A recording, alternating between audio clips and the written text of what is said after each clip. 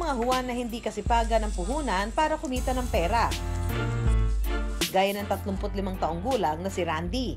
Dahil ang gusto raw niya, easy money. Nalululong siya sa pagsusugal. Parang lumalaki po ako nang nakikita ko yung mga kamag-anak ko yun. Hanggang sa natuto po ako magsugal, ganun. Okay, taog. Pag may pera po ako ng mga may hawak ko mga 10,000 o kaya 5,000, ano yung isang laruan lang po yun. Conforme po kung pagswerte ka o malas ka. Sandali lang po pag malas ka. Pag swerte ka, medyo matagal-tagal pa yung laro.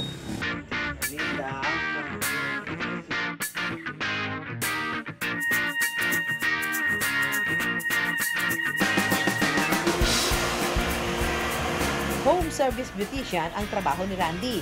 Sa kinikita niyang 2,000, 4,000 pesos kada linggo, malaking porsyento daw nito ang inilalaan lang niya sa sugal.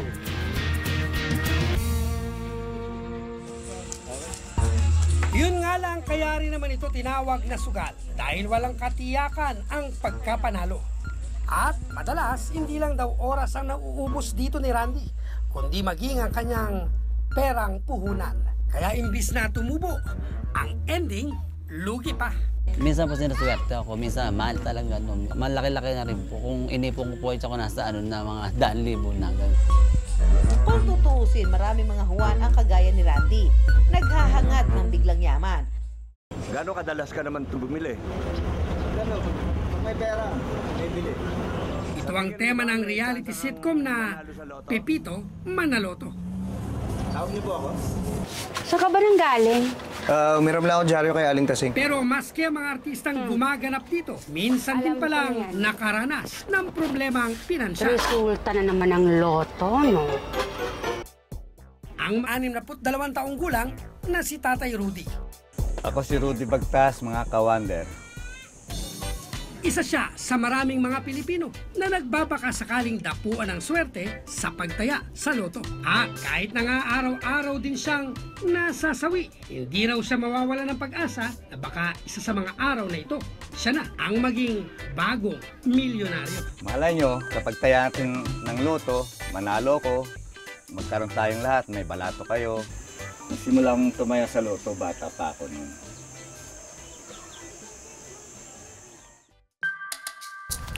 Rudy, saan ka pupunta?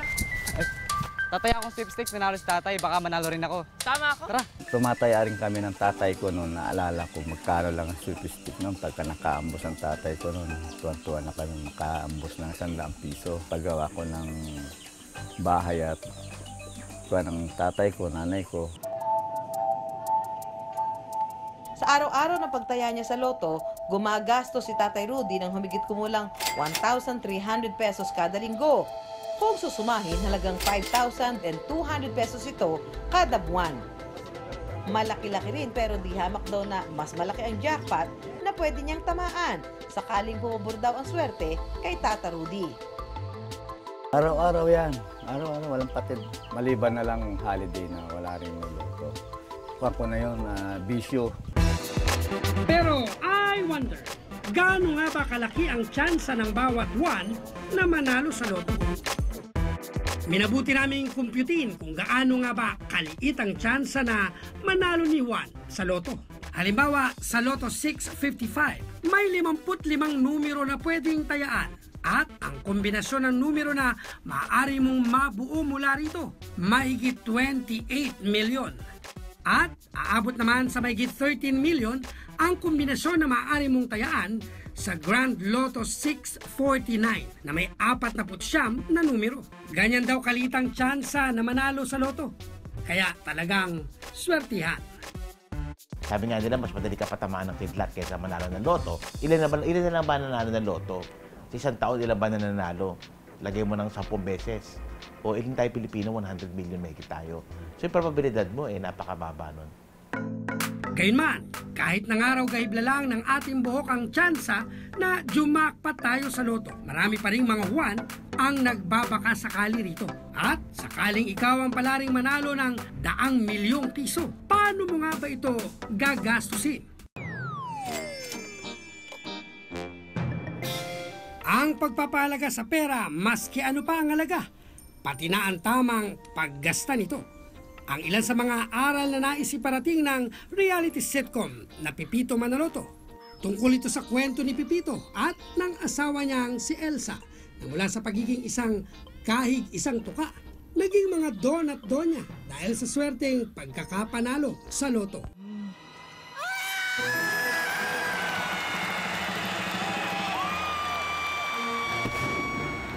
Yung kwento niya tungkol sa mga biglang yaman na hindi alam anong gagawin doon sa pera nila at madalas nauuwi lang sa wala. Ganda gumaga po. Sa Pepito Manalot. Hindi nga lang daw ang mga manonood ang natututo mula sa programang ito, kundi pati mismo ang mga bida ng Pepito Manaloto. Gaya nga ng naranasan ni Michael V. sa totoong buhay. Ganito kasi yung nangyari.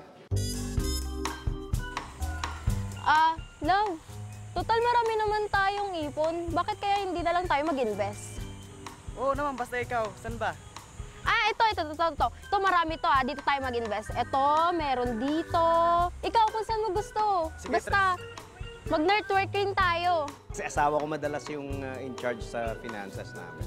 Meron kaming isang napasukan na networking na parang hindi na nabawi.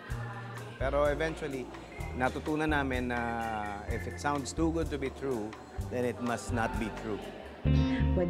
Samantalang si Mosang na gumaganap bilang kasambahay nilang si Baby, pagkabaon sa utang, ang minsay naging problema.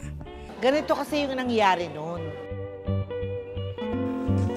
Oo, Mare. Sige na, pahiramin mo naman ako. In terms of pera, in my personal life, syempre yung pag wala kang trabaho, pag wala kang taping, pag wala kang shooting, tsaka yung marami kang utang, ay nakakaloka yun. Uy, pare, pahiram naman ako ng pero. Sige na. Paliwanag ng eksperto sa Philippine Studies na si Jimuel Naval, mabenta raw talaga kay Juan ang konsepto ng utang dahil nakikita natin ito bilang mabilis sa paraan para makaahon sa problemang pinansyal. Okay lang namang mangutang kung mababayaran mo ito at kung mas malaki ang sweldo mo dun sa inuutang. Pero pag nagkataong mas malaki ang inuutang mo sa iyong perang pumapasok sa'yo, mababaon ka, lulubog at lulubog ka. Hindi ka makakaahon.